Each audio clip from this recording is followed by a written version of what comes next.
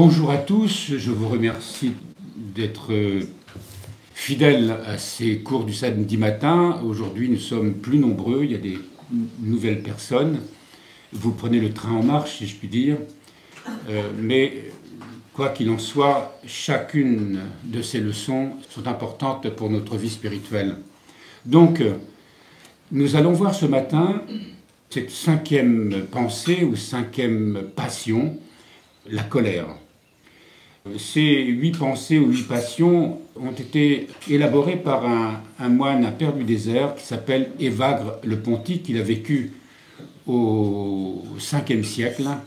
Ses enseignements se sont répandus vraiment dans toutes les églises.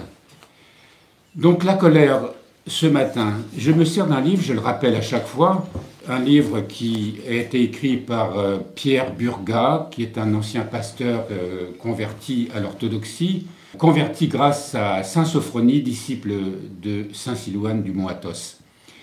Et il a écrit un livre qui s'appelle « L'émergence de la personne ». La personne, c'est ce qui justement est au plus profond de nous-mêmes et qui a bien du mal à exister parce que justement nous sommes prisonniers, tyrannisés par nos passions. Et il a un petit sous-titre qui est intéressant, c'est « Manuel de la vie chrétienne », ce qui montre bien que ce livre n'est pas destiné à des étudiants en théologie, à des gens qui veulent en apprendre un peu plus sur les mystères du cœur humain, mais il s'agit de la vie chrétienne, de notre vie en tant que chrétien, et que l'on doit prendre vraiment au sérieux, prononcer sa foi, réciter le credo, dire que je suis un croyant ne suffit pas. Il s'agit de comprendre que c'est un itinéraire vraiment intérieur où nous allons découvrir tout ce qui nous empêche d'accéder à cette personne, à la faire émerger. Et nous voyons là qu'il faut mener un combat. Et d'ailleurs, la leçon d'aujourd'hui va se terminer par ce fameux combat intérieur dont parle saint Paul notamment. Alors, on va revenir, comme nous l'avons fait à chaque fois, à chaque cours, sur l'Écriture sainte, sur les passages de la Genèse. Il y a eu une rupture fondamentale, comme nous l'indique l'auteur, lorsque Adam et Ève ont opéré cette rupture de la communion avec Dieu. Et il est rappelé ici, nous en avons parlé, je crois, au premier ou deuxième cours, il y a en nous, en chacun de nous, ce qu'on appelle le désir de Dieu. Et ce désir de Dieu, même lorsque nos désirs aujourd'hui nous tournent ailleurs que vers Dieu, nous l'avons quand même en nous. Il est inscrit dans notre nature. Il fait partie de ce qu'on appelle vraiment ce à quoi nous sommes appelés, ce pourquoi nous sommes créés, désirer Dieu, puisque c'est ce désir qui nous fait vivre. L'auteur nous dit que lorsque Adam et Ève ont chuté, ce désir s'est affaibli. Ce désir de l'élan vers Dieu s'est affaibli et l'homme a en quelque sorte perdu l'émerveillement. Vous savez, les enfants ont encore cette grâce.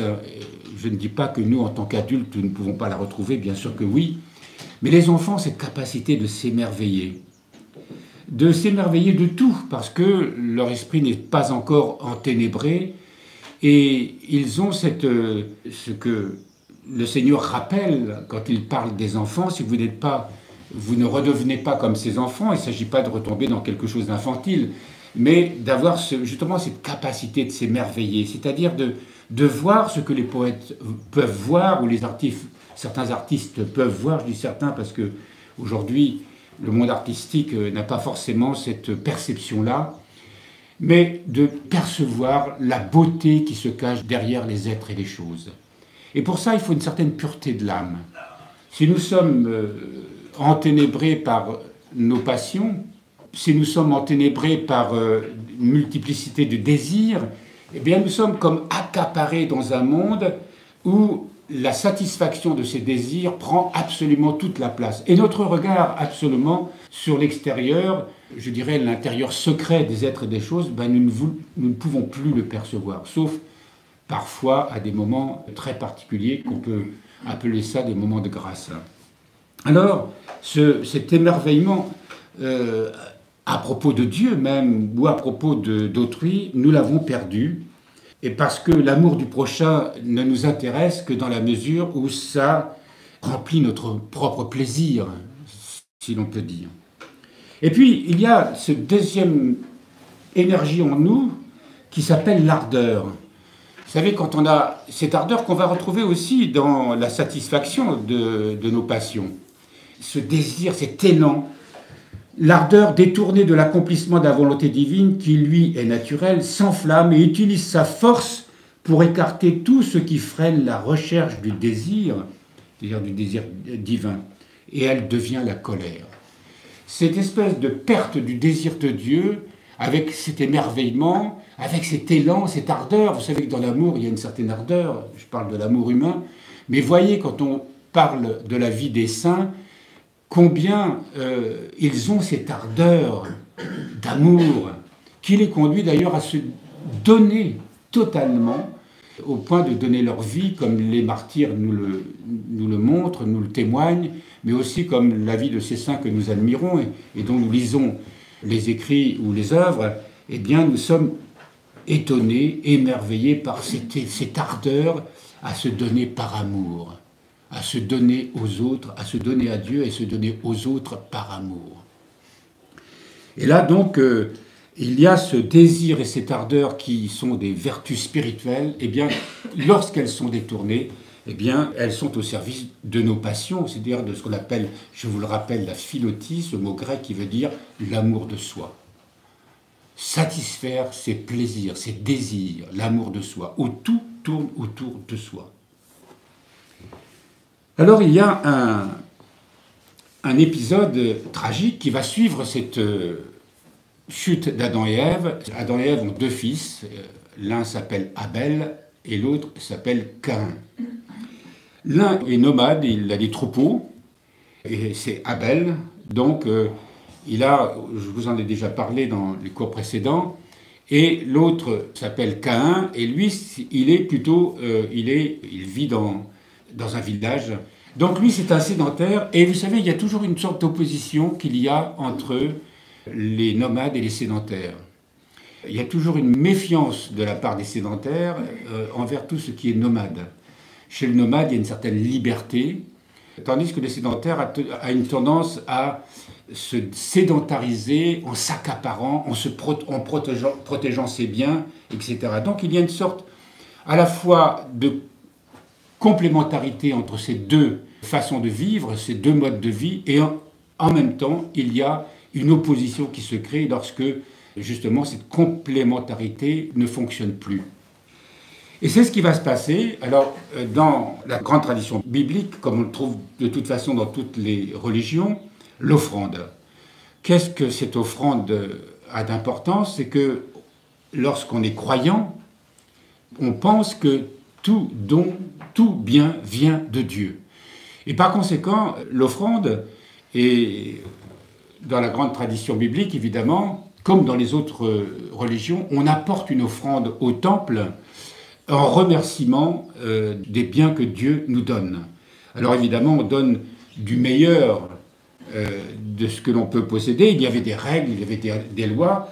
Donc Abel apporte une offrande au temple. Alors c'était des offrandes sacrificielles à l'époque, évidemment. Et il le fait avec un cœur pur. Et il rend vraiment grâce en disant « Seigneur, je te rends grâce vraiment. » J'imagine, ce n'est pas écrit comme ça, mais nous le devinons, pour tous les dons que tu m'accordes, et je te donne le meilleur de mon troupeau que j'offre en sacrifice. Et vous savez que les sacrifices étaient partagés entre les prêtres, etc. Mais il y avait là, on rendait à Dieu, on montrait qu'il était source de tout bien, et on le faisait avec cette action de grâce, ce qui veut dire remerciement. Alors pour Caïn, c'est autre chose. Caïn, il s'est déjà bien installé et il commence à à se sentir propriétaire de ce qu'il possède. Et donc il offre, parce que c'est la coutume, parce que c'est la religion, il offre de ses biens, de ce qu'il possède à Dieu, mais il le fait avec un cœur qui n'est pas rempli d'action de grâce. Et puis il donne peut-être pas le meilleur de ce qu'il offre, on ne dit pas ce qu'il offre à Dieu, mais apparemment, il le fait avec un cœur qui n'est pas rempli d'action de grâce, qui n'est pas rempli de reconnaissance. Et Dieu lui apprend, on va reprendre ce texte, nous l'avons déjà lu la dernière fois, mais nous allons nous le remettre en mémoire. C'est l'histoire donc du chapitre 4 au livre de la Genèse. Je vous relis le début. L'homme connut Ève, sa femme. Elle devint enceinte, enfanta Caïn et dit « J'ai procréé un homme avec le Seigneur ». Elle enfanta encore son frère Abel. Abel faisait paître des moutons. Caïn cultivait le sol.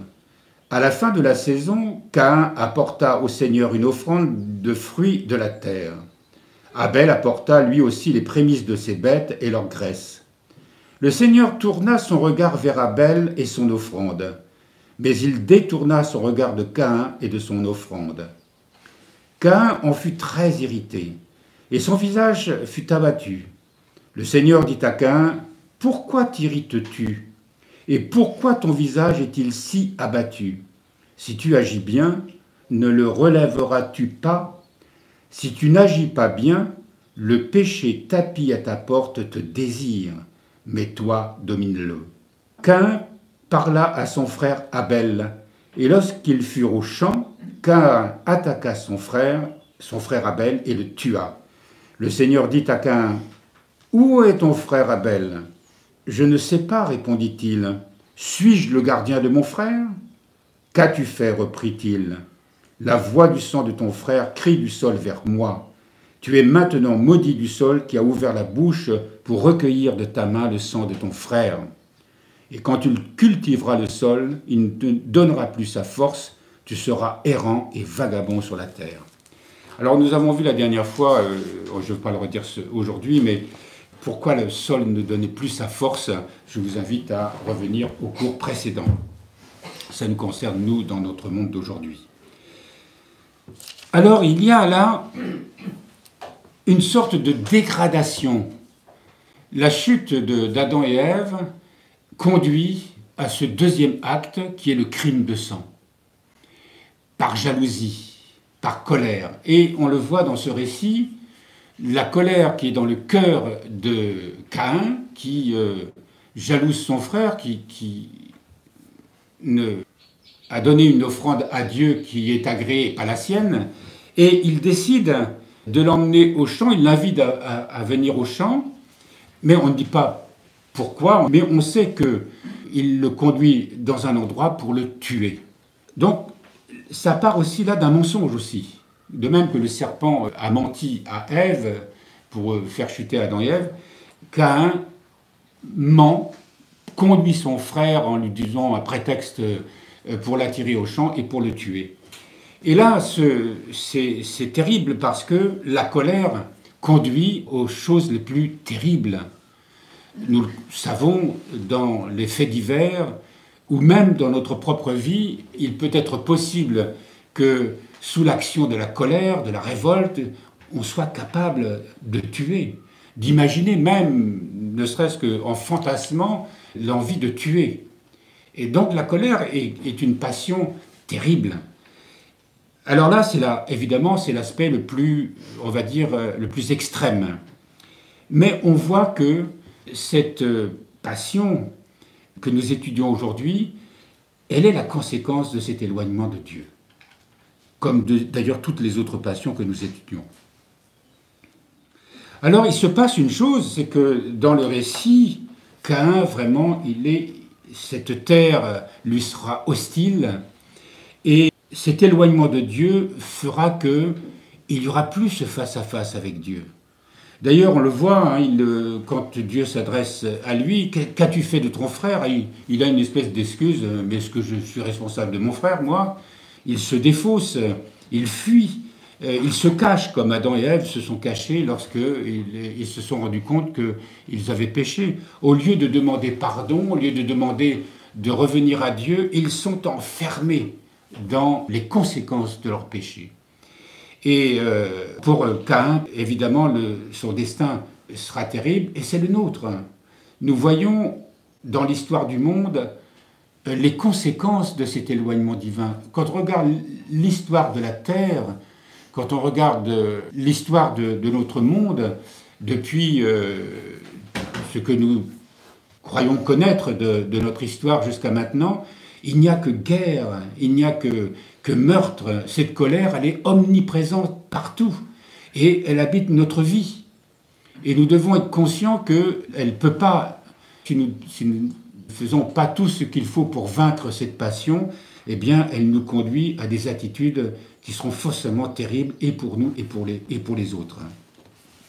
Alors, il y a, quand Caïn est submergé par cette colère, il a un sentiment d'injustice, bien sûr, et le texte dit bien, sentant une irritation, une brûlure en lui.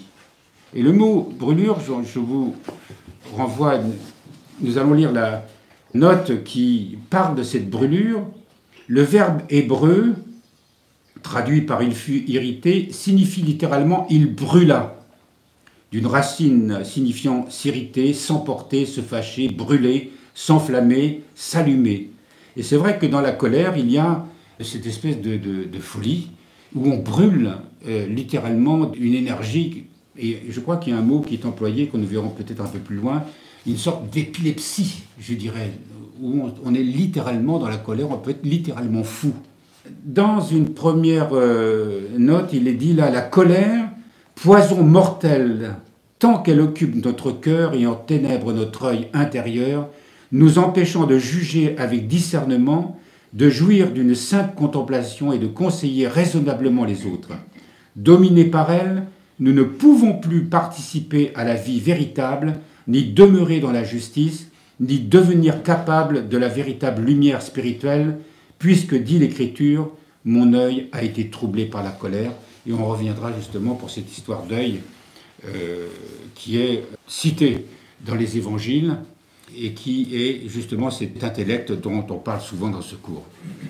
Cet éclatement de la colère, cette perte de, je dirais presque définitive, enfin pas définitive tant qu'on ne retourne pas vers Dieu, mais cet éloignement de Dieu, eh bien, va produire des effets dramatiques dans l'histoire de la Terre, comme je vous le disais à l'instant.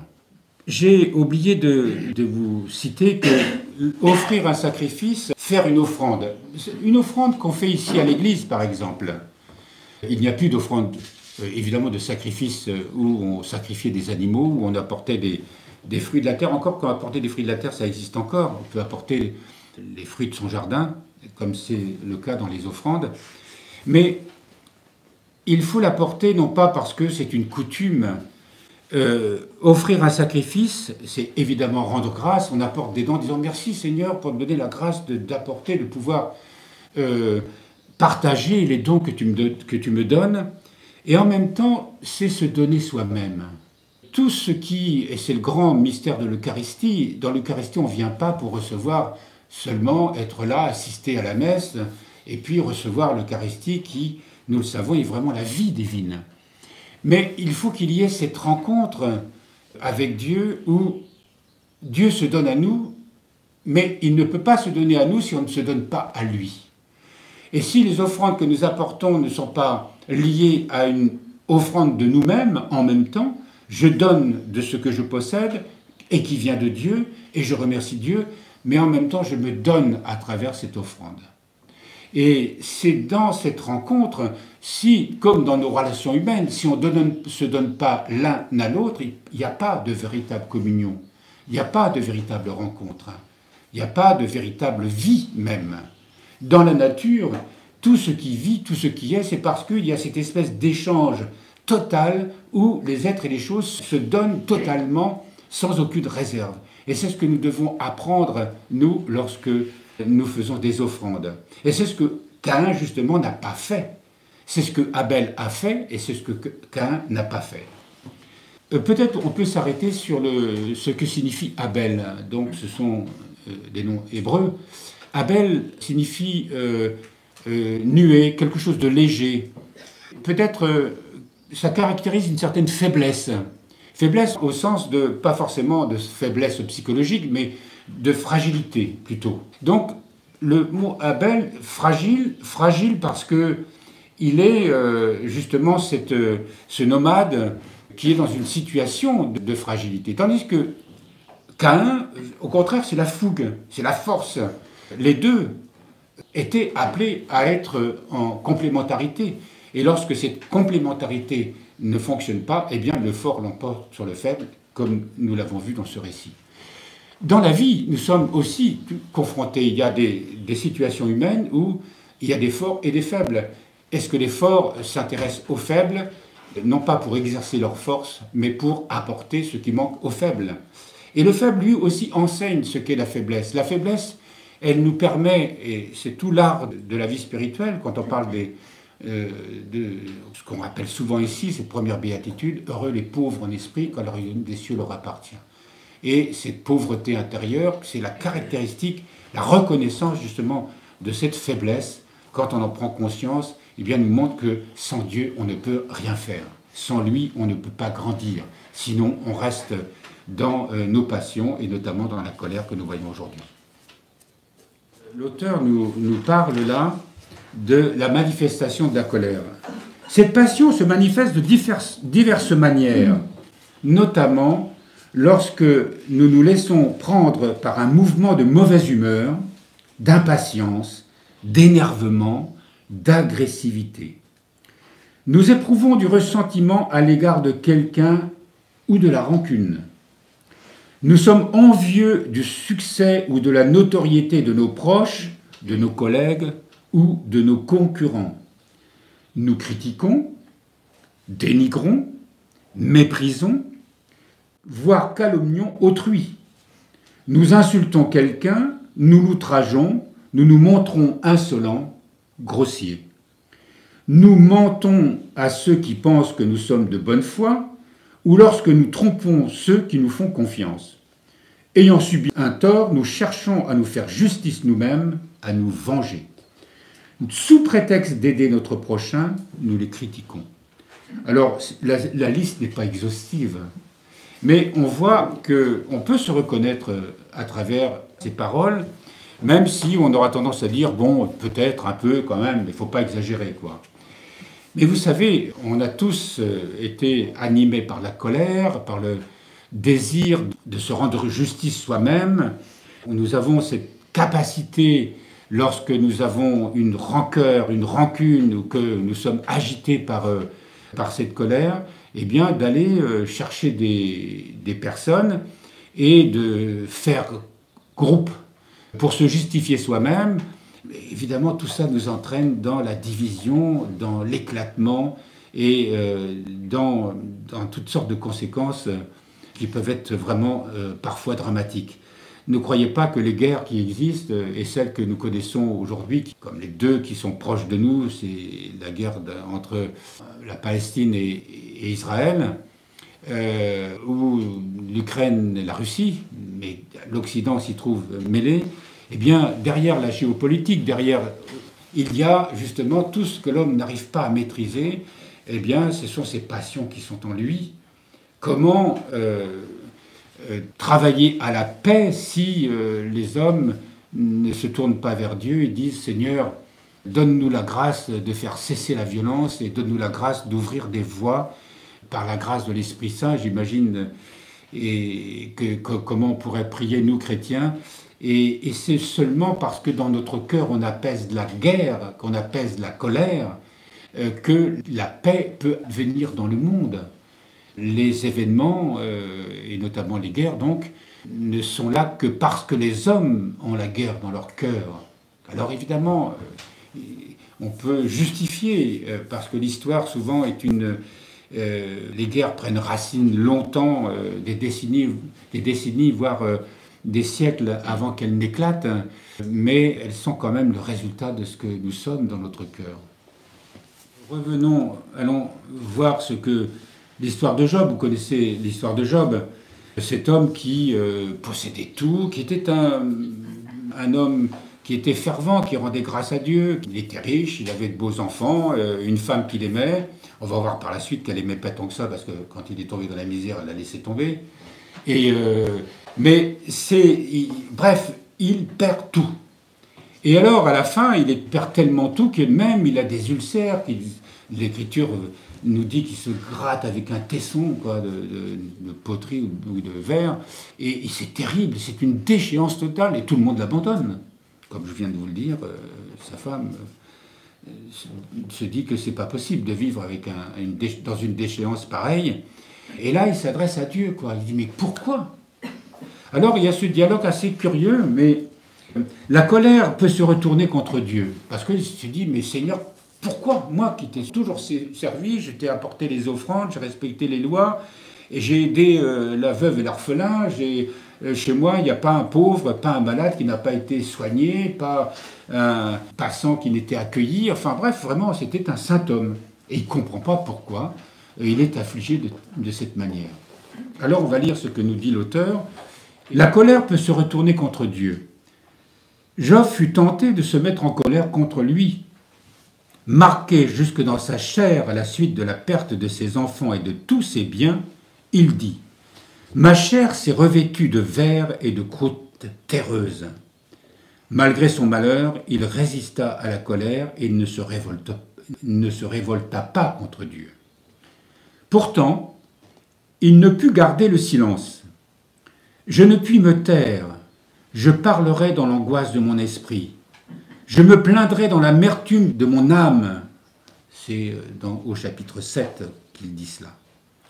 Donc il n'eut de cesse qu'il n'eût compris pourquoi Dieu, tel qu'il le connaissait et l'aimait, pouvait permettre une pareille souffrance. Et donc on reprend ce qu'il dit au chapitre, dans sa plainte, au chapitre 16. « Maintenant, hélas, il m'a épuisé, en parlant de Dieu. Sa colère me déchire et s'attaque à moi. Ses projectiles m'atteignent de toutes parts. Il transperce les profondeurs de mon être. Il n'épargne rien. Il répand ma bile sur la terre. Et cela sans raison, pensait-il, puisqu'aucune injustice ne souille mes mains, reprit-il, et que ma prière est pure. » Et alors il se dit, voilà, je ne comprends pas pourquoi tout cela m'arrive. Et nous pouvons, nous aussi, dans notre vie, se dire, mais pourquoi je suis né sous cette étoile? Pourquoi j'ai telle ou telle épreuve? Pourquoi suis-je malade? Pourquoi m'arrive-t-il ceci ou m'arrive-t-il cela? Et on est tous hantés par ces questions, parce qu'on a, évidemment, on voudrait comprendre. Or, il se trouve que souvent, il n'y a pas de réponse. Évidemment, on peut toujours se tourner contre quelqu'un, et il y a des raisons à cela, mais cela ne nous calme pas pour autant, ne nous guérit pas pour autant, et c'est dans cette relation à Dieu que nous allons trouver une guérison. Et Dieu ne va pas répondre à Job en lui disant, ben voilà, c'est à cause de ceci, que cela, que je t'ai envoyé telle ou telle épreuve. En fait, il n'y a pas d'explication. Mais il dit simplement à Job ceci, lorsqu'il a vraiment cette prière, alors enfin se fait la lumière. Et Dieu lui parle directement dans sa puissance incomparable et son insondable justice. « Où étais-tu » il s'adresse à Job. « Où étais-tu quand je fondais la terre ?» lui demande-t-il. « Dis-le si tu es intelligent. Qui en a fixé les mesures, le sais-tu? Es-tu parvenu jusqu'aux sources de la mer? As-tu cheminé dans les profondeurs de l'abîme? Les portes de la mort se sont-elles ouvertes pour toi? Discernes-tu jusqu'aux immensités de la terre? Nies-tu ma justice? Me condamnes-tu pour te justifier? » Alors, Job reconnaît la vanité de son questionnement, et dans cette rencontre avec Dieu, il est soudain guéri de cette angoisse, de cette inquiétude. Comme si cette épreuve, même si avant c'était un homme juste, un homme bon,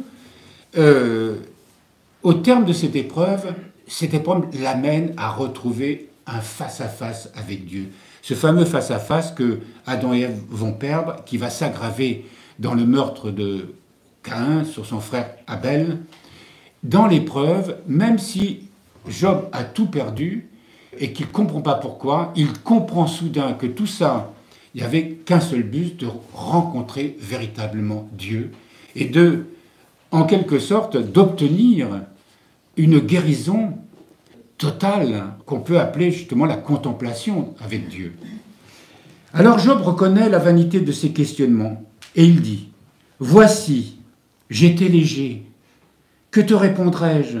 Oui, je me suis exprimé sur ce que je ne comprenais pas, sur des choses trop merveilleuses pour moi, que je ne connaissais pas. En effet, reconnaît-il, je te connaissais par ouï-dire, sans te connaître personnellement. Maintenant, mon œil t'a vu et j'ai entendu ta voix. » Et il ajoute très humblement, « Je suis dégoûté de moi-même, je me repens sur la poussière et sur la cendre. » Ça, c'est au chapitre 40. C'est assez mystérieux parce que notre conception des choses ne va pas dans ce sens-là. Il y a de nombreuses années, tout au début que nous étions ici, nous avons fait la connaissance d'un homme qui était très riche, qui était milliardaire. Et voilà qu'à la suite d'événements dont je ne me souviens plus vraiment les circonstances, il perd tout. Il est ruiné. Et comme Job, sa femme le quitte. Et là, il est au bord du suicide.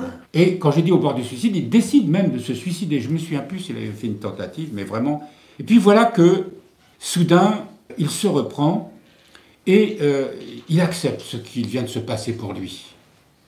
Il dit voilà, je suis ruiné, juste comme Job, je ne comprends pas pourquoi, tout cela m'arrive, mais va s'opérer en lui une conversion. Cette épreuve où il perd tout, sur le plan matériel, sur le plan affectif, et aussi ses amis. Vous savez que quand vous appartenez à un milieu et que d'un soudain vous devenez un pauvre presque clochard, ce milieu vous abandonne, vous n'avez plus d'amis. Donc c'est vraiment la ruine totale, l'effondrement total. Et il a eu cette grâce de se reprendre et soudain de découvrir justement Dieu a visité son cœur. Quand nous l'avions rencontré, il était déjà sorti de cette misère depuis un certain temps. C'était un homme intelligent, courageux. Il avait inventé une machine pour soigner. C'est-à-dire qu'il avait décidé de consacrer sa vie aux autres. C'était une véritable conversion, une conversion chrétienne. Et il a dit « Heureusement que j'ai été ruiné, heureusement que j'ai tout perdu. Parce que je me serais perdu, mon âme se serait perdue dans ce monde artificiel, alors que là, je peux me consacrer aux autres. » Je crois que, je mets ça en parallèle avec Job, il nous est tous arrivé, peu ou prou, comme on dit, plus ou moins, d'avoir vécu justement des épreuves dans notre vie, et pour les plus anciens d'entre nous, où on a eu le sentiment de perdre beaucoup. Et sur le plan matériel, ou sur le plan affectif. Et ces épreuves, évidemment, lorsqu'on les vit, on les vit assez mal. Et on a un sentiment d'injustice. Et nous avons déjà vu précédemment combien nous étions en capacité de nous révolter, en capacité de nous justifier sur autrui, sur notre naissance, voire sur Dieu même, comme il est dit ici à propos de Job. Mais si on triomphe par la foi, eh bien, il y a ce retour vers Dieu qui nous permet soudain de retrouver ce face-à-face perdu. Pas forcément ce face-à-face comme les contemplatifs et les saints nous en parlent, mais tout de même de retrouver ce Dieu que nous avions perdu parce qu'on était bien installés dans nos certitudes, dans ce qu'on croyait être vraiment la vie. Les épreuves servent à cela. Je cite cette parole de Christiane Singer souvent, qui disait « Les crises, donc les épreuves, sont nécessaires parce qu'elles nous évitent les catastrophes. » Et les catastrophes, quelquefois, ne se voient pas sur le plan matériel, ni sur le plan affectif, mais ça peut être une catastrophe spirituelle où nous risquons de passer notre vie sans nous préoccuper de la vie spirituelle de notre âme. Il y a des chapitres là que je ne vais pas évoquer parce que ils ne sont pas forcément nécessaires pour notre cours de ce matin, mais les pères nous parlent que lorsqu'on est dans la colère, notre jugement est totalement altéré. On ne peut plus avoir de discernement, bien sûr, on ne peut plus être juste. Mais aussi, ça peut, et on le verra un peu plus loin, la colère s'accompagne parfois de... Je lis le livre, hein, la colère s'accompagne parfois de nuits, de visions démoniaques qui provoquent des troubles avec défaillance du corps, pâleur, assaut de bêtes venimeuses, nous note Evagre le Pontique. Ces troubles nocturnes sont dus aux traits enflammés lancés contre nous par les démons. Et nous allons voir qu'effectivement, toutes ces passions, derrière ces passions, il y a l'action de ces démons qui sont toujours omniprésents dans les passions humaines. Saint Paul note dans ce qu'il appelle le combat de la foi. Et il dit au chapitre 6, versets 10 à 20, « Pour finir, armez-vous de force dans le Seigneur, de sa force toute puissante. Revêtez l'armure de Dieu pour être en état de tenir face aux manœuvres du diable. Ce n'est pas à l'homme que nous sommes affrontés, mais aux autorités, aux pouvoirs, aux dominateurs de ce monde des ténèbres, aux esprits du mal qui sont dans les cieux. » Donc saint Paul dit bien qu'il y a tous ces esprits, ces démons, ces esprits maléfiques qui sont derrière ces passions, qui se nourrissent de ces passions, qui entretiennent ces passions. Ne croyons pas que c'est simplement une attitude psychologique. Aujourd'hui, on a tendance à penser que oui, le diable, c'est une sorte de figure du mal. Mais en fait, dans notre foi, et comme nos pères nous l'enseignent, le diable, les démons, ce monde du mal existe. Et que lorsque nous sommes dans les passions, quelle que soit la nature de ces passions, eh bien, c'est le mal qui agit aussi en nous et qui nous entraîne davantage dans ce mal. Et saint Paul nous dit, c'est pas seulement à l'homme. Lorsque nous voyons chez quelqu'un qui est dans une passion quelle qu'elle soit, c'est de voir aussi le monde des ténèbres qui est là. Et nous jugeons facilement les hommes, mais nous devons prendre conscience que quand une âme est à ce point enténébrée par les forces démoniaques, elle est capable de choses terribles. Voyez les psychopathes, voyez comment certains criminels sont capables d'horreurs inimaginables. Et c'est pas sous le coup d'une colère ou durant la guerre où l'homme est capable de se déchaîner et de commettre des actes terribles. Mais il y a parfois des âmes enténébrées au point qu'ils sont vraiment totalement possédées, et pas seulement des possessions telles qu'on les connaît, où on va voir un exorcisme parce que quelqu'un est possédé par un démon, ce qui existe et ce qui est vrai. Ici, nous en avons eu plusieurs fois l'expérience, à travers des personnes qui sont venues nous voir pour ça, mais des âmes peuvent être totalement manipulées et devenir vraiment des criminels terribles.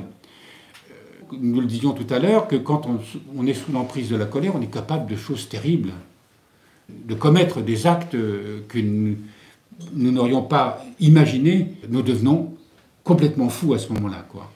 Mais il y a des âmes qui peuvent être totalement prisonnières de cela et commettre des crimes épouvantables. Il y a des tas d'histoires qui existent là-dessus, et même des tas de films. Donc il faut s'armer pour cela. La vie spirituelle, on a souvent parlé de comment combattre ces passions, comment... et saint Paul, il continue son discours en imaginant que nous sommes comme des guerriers qui doivent résister à ces esprits du mal. Et il dit donc ceci, « Saisissez donc l'armure de Dieu, afin qu'au jour mauvais, vous puissiez résister et demeurer debout, ayant mis tout en œuvre. Debout donc, à la taille, la vérité pour ceinture, avec la justice pour cuirasse, et comme chaussure aux pieds, l'élan pour annoncer l'évangile de la paix. Prenez surtout le bouclier de la foi, il vous permettra d'éteindre tous les projectiles enflammés du malin. » Vous savez, les projectiles enflammés du malin, vous imaginez justement où nous sommes soudain sollicités par une réaction passionnelle, quelle qu'elle soit, et par la foi, on se tourne vers Dieu en disant « Seigneur, viens à mon secours, ne permets pas que je cède à ce qui m'habite. » Ça peut être la colère, comme le voyons aujourd'hui, ou toute autre chose. Et lorsqu'on se tourne vraiment vers Dieu, qu'on prie vraiment le Seigneur, voire la Sainte Mère de Dieu, eh bien, nous obtenons de l'aide. Quand on la demande, on la reçoit toujours. Si on ne la demande pas, évidemment, nous cédons à cette passion. Que l'Esprit suscite votre prière sous toutes ses formes, vos requêtes en toutes circonstances. Employez vos veilles à une infatigable intercession pour tous les saints.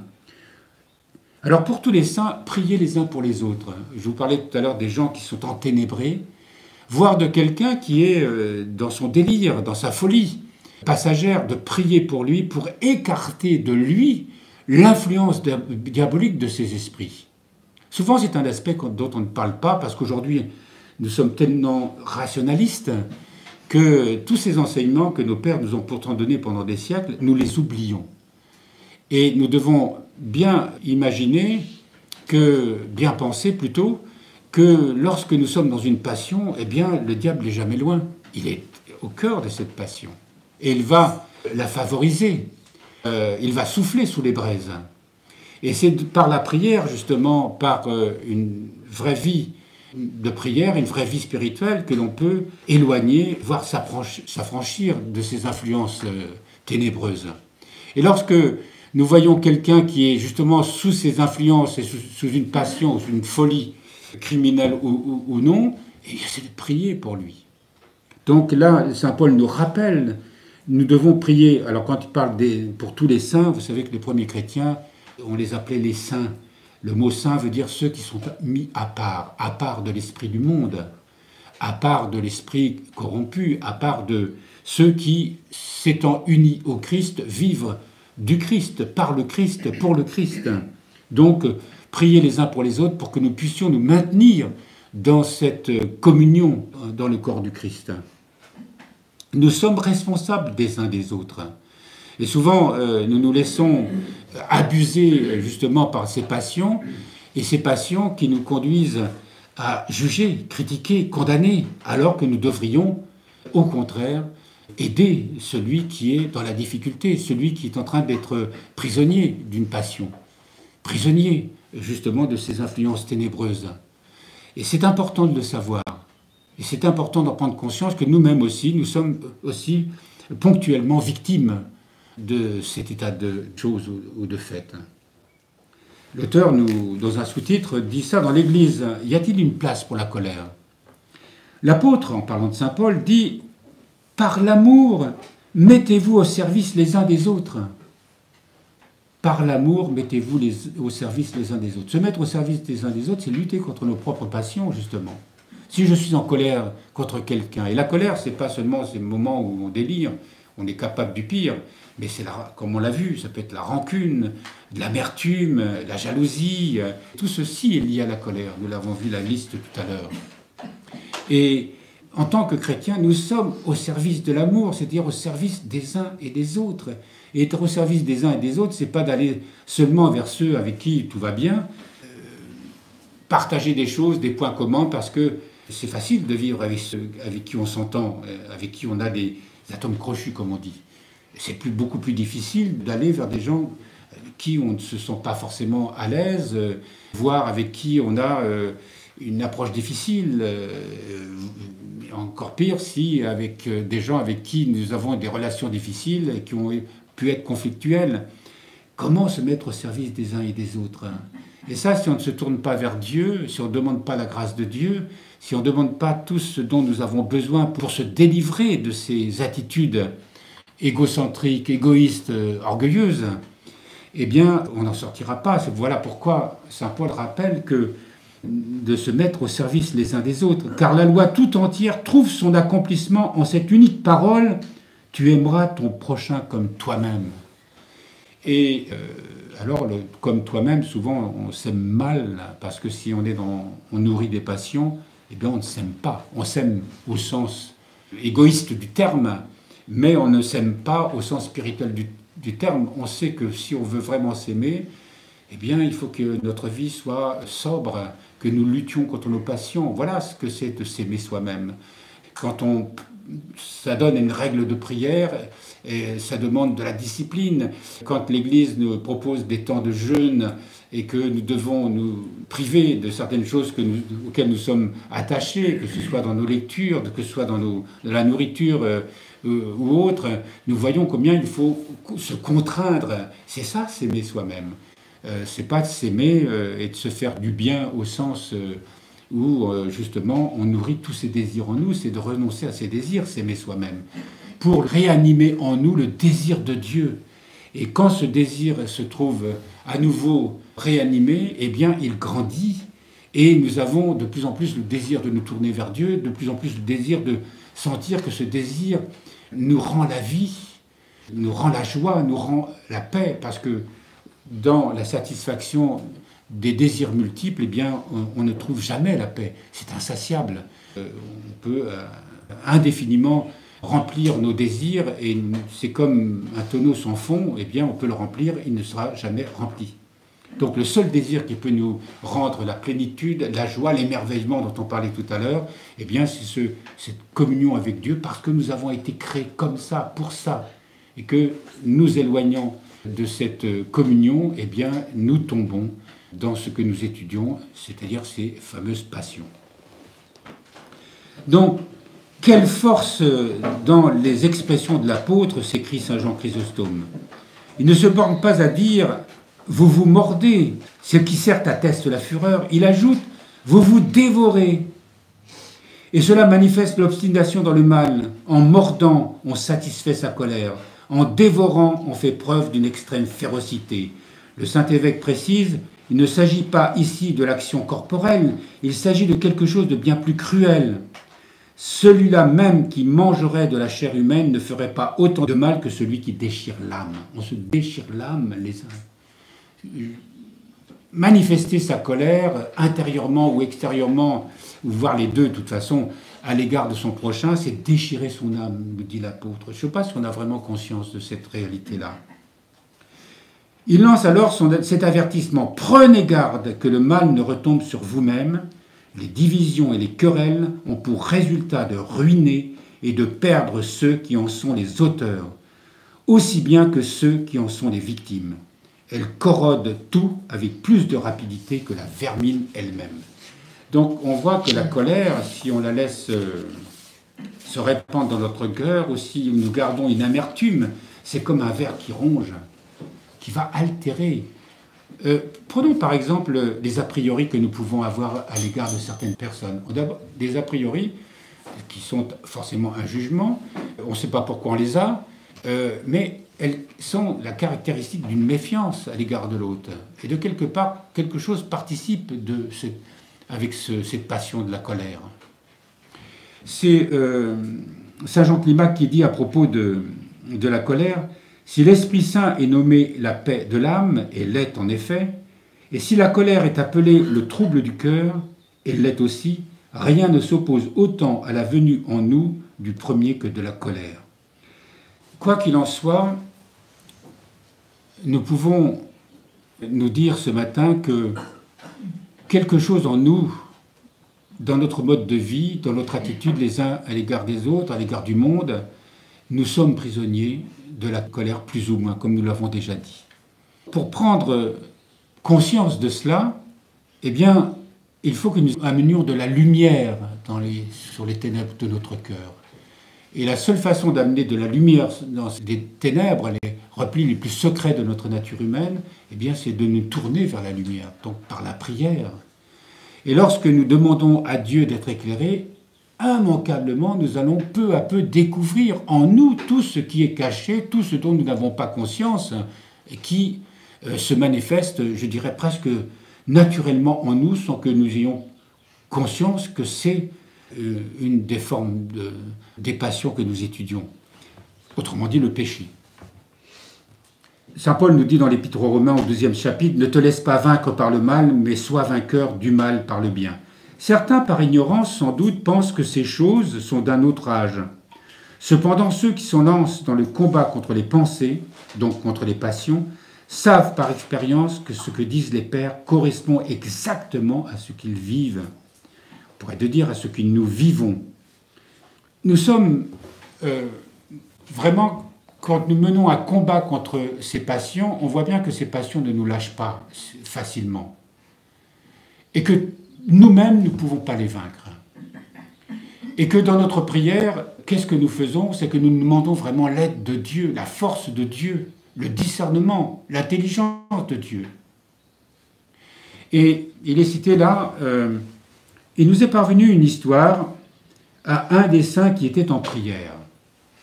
Et le malin, donc, lorsque nous prions, évidemment, le diable n'aime pas que nous nous mettions en prière, parce qu'il sait qu'on va lui échapper, en quelque sorte.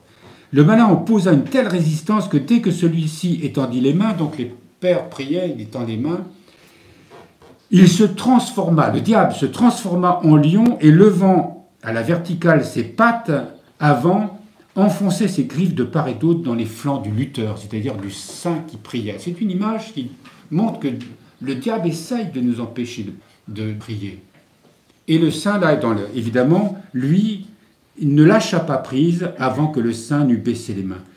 Mais justement, le saint, malgré l'opposition du malin et malgré la douleur que cela pouvait occasionner, ne s'est pas laissé faire. Il a continué de prier comme si de rien n'était. Et dans notre prière, justement, nous devons vraiment, dans l'épreuve, il faut savoir persévérer comme Job. Il faut savoir persévérer pour que la foi, et la foi nous le dit, que nous obtiendrons toujours miséricorde, nous obtiendrons toujours la grâce de nous libérer d'une passion, quelle qu'elle soit. Vous savez, on parle dans la Bible de l'œil du cœur. Au chapitre 6, au verset 22, on parle de la lampe du corps. La lampe du corps, c'est l'œil. Si donc ton œil est sain, ton corps tout entier sera dans la lumière. Mais si ton œil est malade, ton corps tout entier sera dans les ténèbres. Si donc la lumière qui est en toi est ténèbres, quelle ténèbres? Qu'est-ce que c'est que cet œil en nous? Eh bien, cet œil en nous, c'est ce qu'on nos pères appellent l'intellect. Et nous avons déjà beaucoup parlé de l'intellect. Si l'intellect, notre intellect, c'est-à-dire notre faculté de penser, est au service des passions, évidemment, cet intellect qui est l'œil, eh bien, ne sera pas dans la lumière, il sera dans les ténèbres, et notre vie sera ténèbres. Mais si l'intellect est attiré, nous le mettons au service de la vertu, au service de Dieu, au service de la prière, alors cet œil, à ce moment-là, devient lumière et va éclairer notre corps tout entier, c'est-à-dire va nous débarrasser des passions. Il y a dans la tradition égyptienne un dieu qui s'appelle Horus. Je parle de la tradition égyptienne du temps des pharaons. Horus qui a une tête représentée par une tête de faucon. Et dans l'histoire de Horus, il combat Seth qui a mis à mort son frère Osiris. Et Seth, lui, qui est un dieu qui est mauvais dans l'histoire, lui crève un œil. Et c'est le dieu Thoth, qui est le dieu de la sagesse, qui, lui, guérit cet œil. Je fais un raccourci, c'est pas... Et c'est pour ça que cet œil représente la sagesse. Chez les Égyptiens, même, on porte l'œil d'Horus comme porte-bonheur. Mais c'est un œil qui est purifié. C'est un œil qui est l'œil de la connaissance vraie, l'œil de la sagesse. Et cet œil en nous, c'est-à-dire cet intellect, plus il va se purifier des passions, plus il sera en capacité de refléter la lumière divine. Tout ce qui est dans le Christ a été, par sa résurrection, toute l'humanité du Christ qui a été vraiment transfigurée, tous les sentiments qui sont en Christ deviennent nos sentiments grâce à cet intellect purifié. Donc, quand on mène une vie de prière, une vie d'ascèse, au sens où l'Église nous l'enseigne, eh bien, cet œil intérieur se purifie, cet intellect se purifie, et nous avons forcément un regard totalement différent sur les êtres et les choses. Alors voilà, je termine là-dessus, à propos de la colère. Si vous voulez, je vous remercie d'avoir assisté à ce cours et de l'avoir suivi. Je vous donne rendez-vous la semaine prochaine pour voir la deuxième partie de cette colère. Et le pendant de la colère, ce sera la douceur, évidemment. Comment rétablir, passer de la colère à la douceur. Je vous remercie d'être venu.